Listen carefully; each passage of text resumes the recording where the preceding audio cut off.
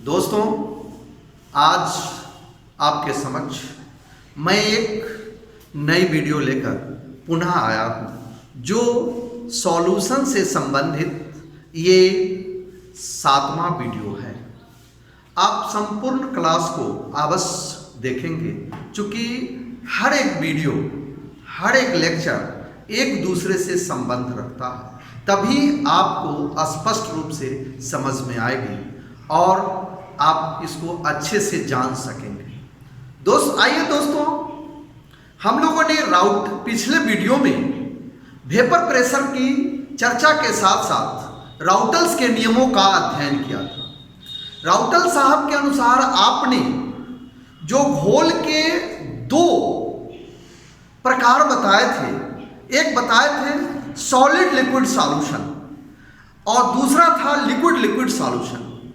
दोस्तों, शायद आपको याद होगा पिछले क्लास में हम लोगों ने चर्चा किया था जो राउटल्स के नियम का प्रथम चरण का अध्ययन किया, जिसमें ऐसे बाइनरी सॉल्यूशन थे जिसमें सॉल्यूट नॉन वोलाटाइल सॉलिड थे तथा सॉल्वेंट वोलाटाइल लिक्विड थे।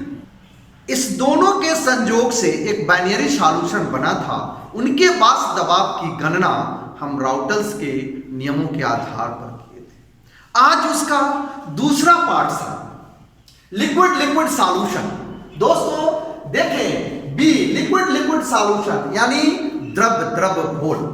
ये एक ऐसा बाइनरी सॉल्यूशन है जिनमें सॉल्वेंट तथा सॉल्यूट दोनों वोलाटाइल लिक्विड्स हैं। जैसा कि आप देखे हो, जैसे पानी और दूध का मिश्रण होता है या अल्कोहल्स और वाटर का मिश्रण होता है, तो अल्कोहल और वाटर के मिश्रण से जो घोल बनते हैं, जो सॉल्यूशन का निर्माण होता है, जो सॉल्यूशन का फॉर्मेशन होता है, उसे आप क्या कहते हैं? स्राव।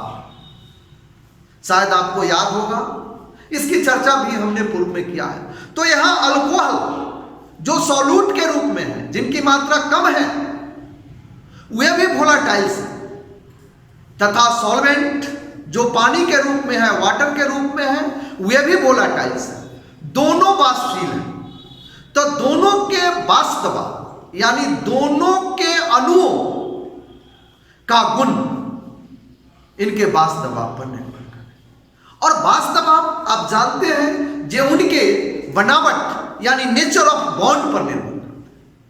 जो उनके नेचर ऑफ बॉन्ड कैसा है, यदि नेचर ऑफ बॉन्ड जिस तरह के होंगे, वाष्प दबाव उनके उसी प्रकार के होंगे।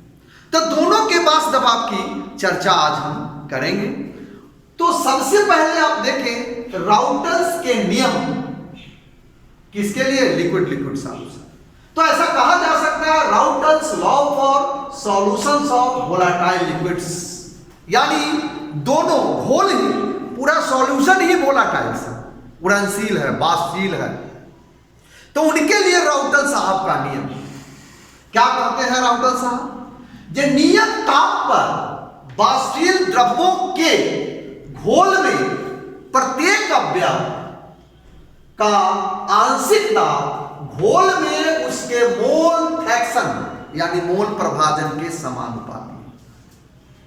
हम यूं कह सकते हैं that is the partial pressure of each component of the solution of volatile liquids at constant temperature is directly proportional to its mole fraction।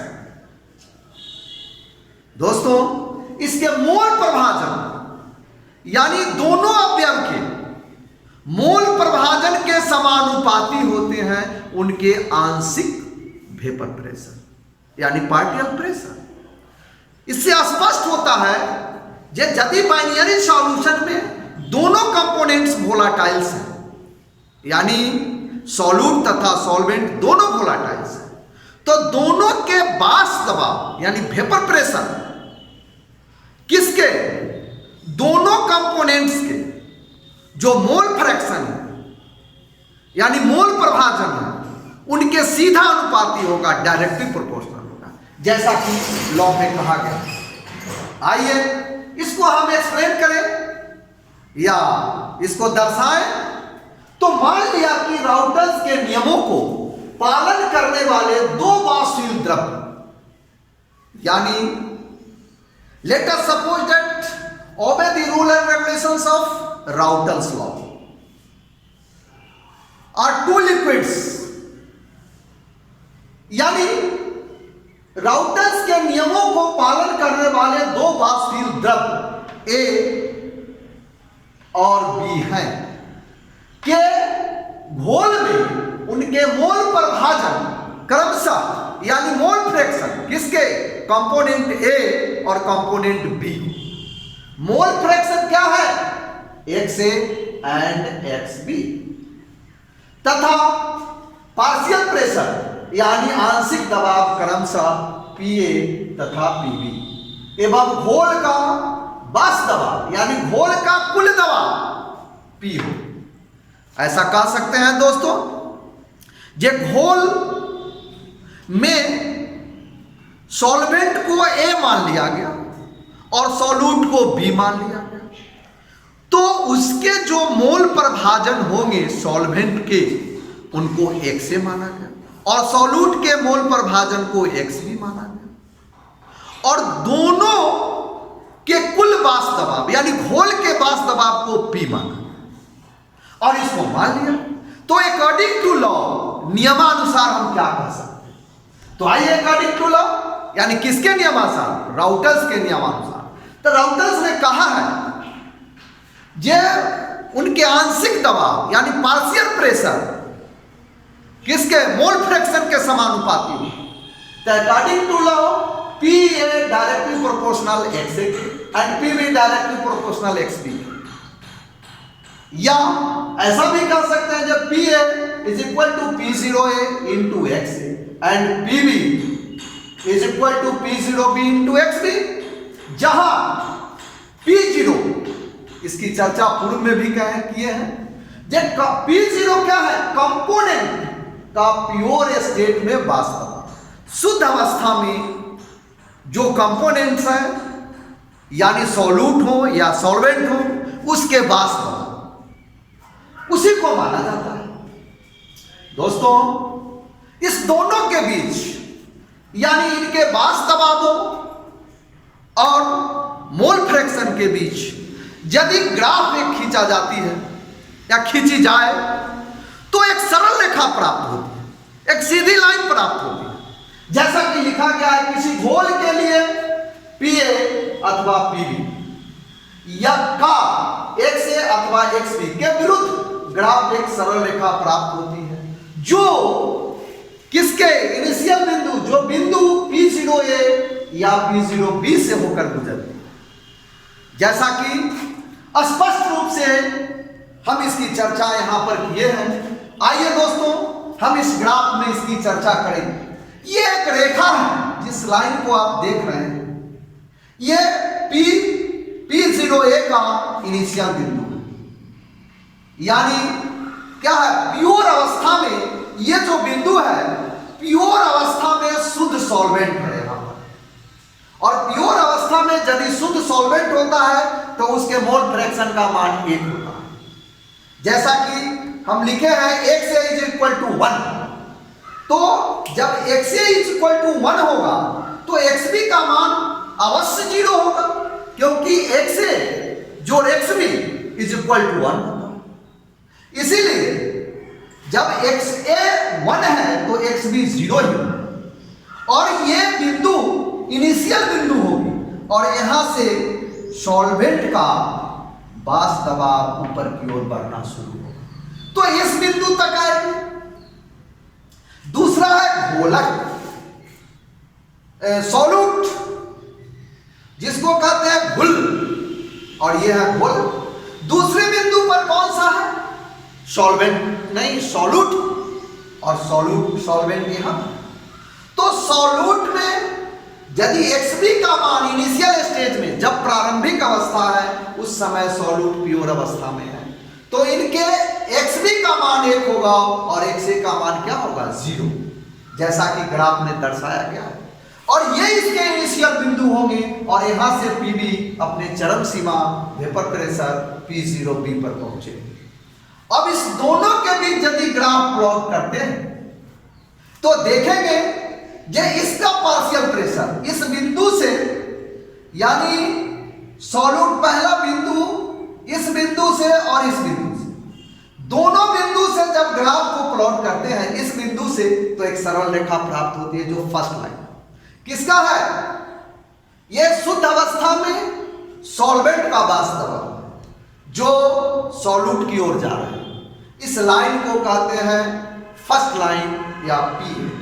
दूसरा है जो आप देखते हैं P0B, यानी प्योर सॉल्यूट का vapour pressure of pure solute जो line seconds है, इसको PB कहा जाता है।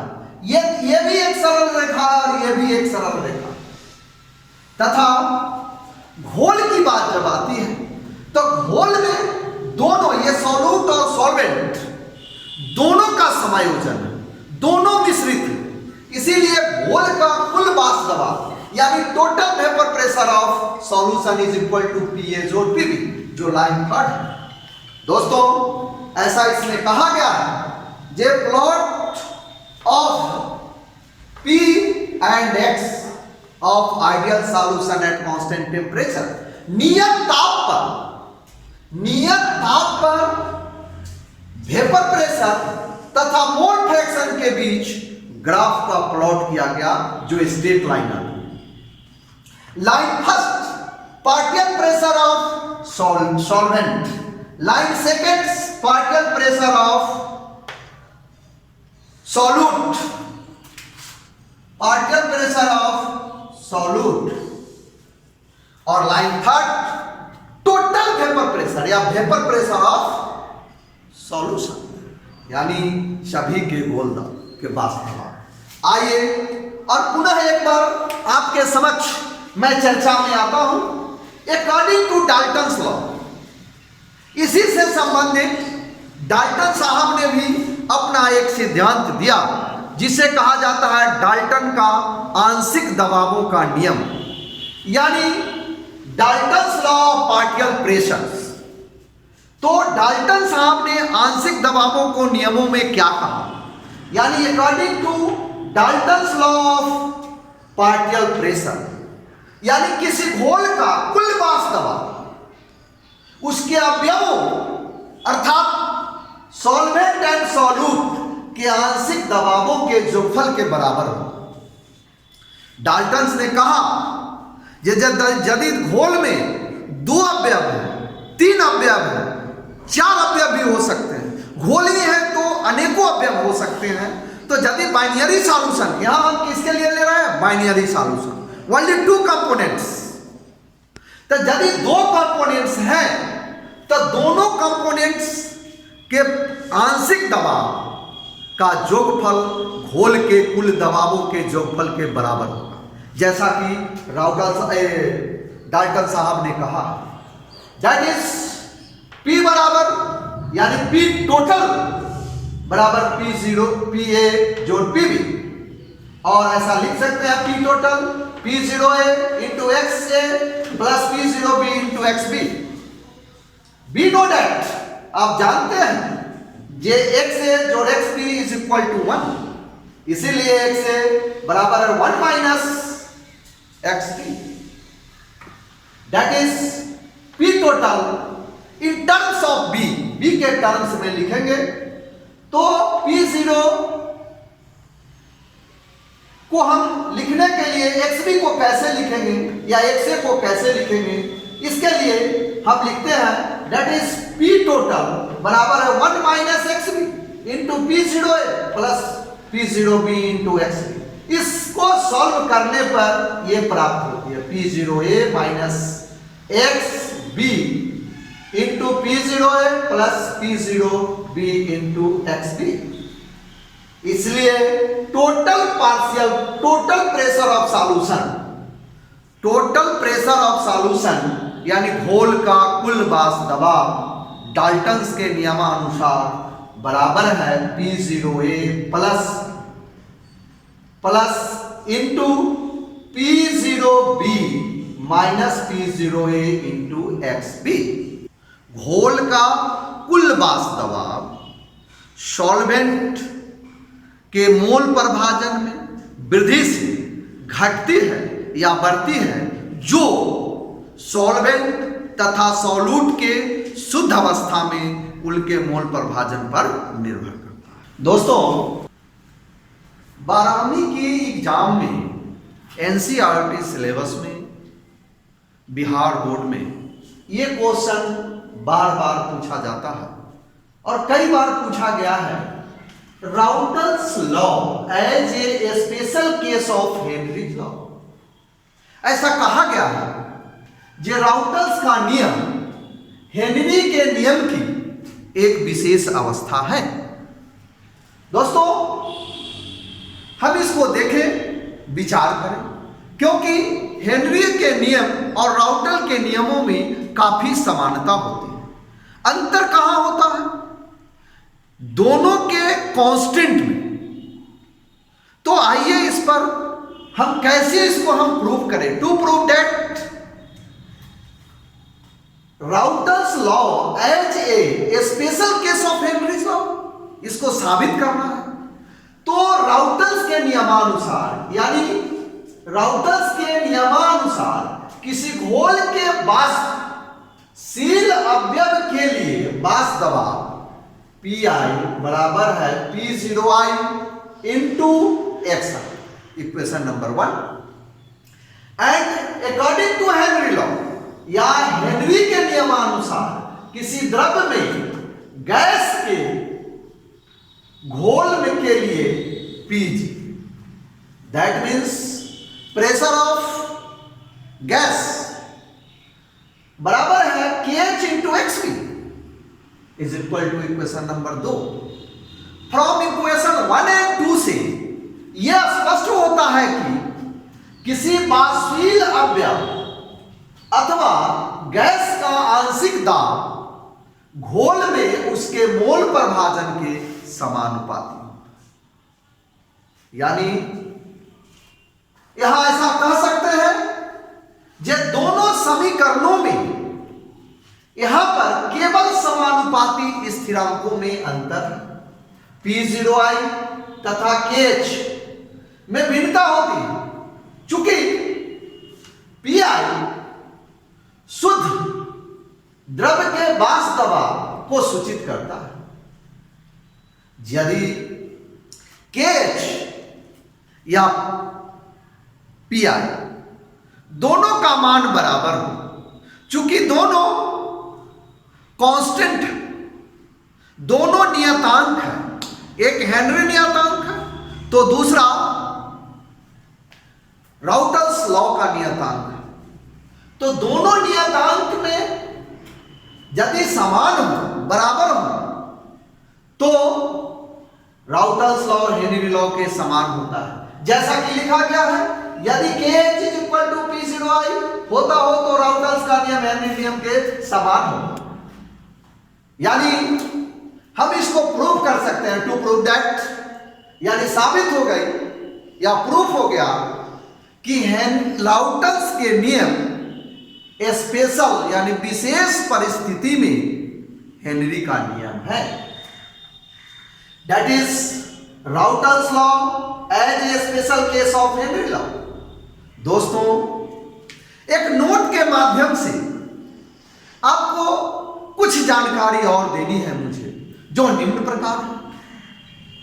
कभी कभी द्रव घोलकों में भी एक अवयव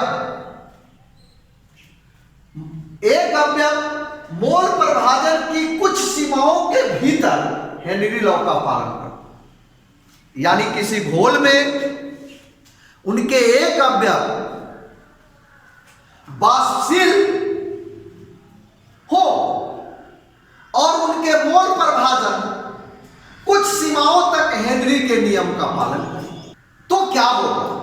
जैसा कि कभी कभी द्रव घोलों में भी एक अवयव मोल प्रभाजन की कुछ सीमाओं के भीतर हेनरी के नियमों का पालन करता है। वस्तुतः ऐसे घोल जिनमें सॉल्यूट हेनरी के नियम का पालन करता है तथा सॉल्वेंट राउटल्स के नियमों का पालन, तो अनंत तंतुता की सीमा पर यानी इंडिफिनिट डाइल्यूशन की सीमा पर एवं वास्तविक घोल के अवयव आदर्श घोल के अवयव के समान व्यवहार करता है। दोस्तों, इससे स्पष्ट होता है कि यदि सॉल्यूट हेनरी के नियम का पालन करता है और सॉल्वेंट राउटल्स के नियमों का पालन करता है तो डाइल्यूशन इंडेफिनिट होती है, यानी वास्तविक घोल के अवयव आदर्श घोल के अवयव के समान व्यवहार करने लगता है तथा सॉल्वेंट राउटल्स के नियम का यानी Pa बराबर P0A into XB and solute Henry के नियम का यानी Pb is equal to KH into XB का पालन करता है। इसी के आधार पर हम ऐसा घोल का एक और प्रकार जान सकते हैं जिसे कहा जाता है आइसोपेस्टिक सॉल्यूशन। आइसोपेस्टिक सॉल्यूशन क्या है? तो नियत ताप पर समान वाष्प दबाव वाले घोलों का या घोलों को आइसोपेस्टिक सॉल्यूशन कहते हैं, यानी नियत ताप पर समान वाष्प दबाव वाले घोलों को आइसोपेस्टिक सॉल्यूशन कहते हैं। दोस्तों, आज का यह वीडियो आप लोगों के बीच हमने शेयर किया जो राउटल्स के नियमों से संबंधित है। दोस्तों, आपसे अनुरोध है कि आप संपूर्ण वीडियो को देखें और किसी प्रकार की यदि इसमें कुछ कमियां महसूस होती है या समझ में नहीं आती है तो मुझे कमेंट बॉक्स में लिखें और भेजें तथा साथ ही मेरी हौसला को बढ़ाने के लिए आप चैनल को पुनः एक बार विचार करते हुए देखते हुए सब्सक्राइब करें, शेयर करें अपने दोस्तों के बीच तथा इसे लाइक करें। यदि आप योग्य समझते हैं तो मुझे प्रोत्साहित अवश्य करें। धन्यवाद दोस्तों।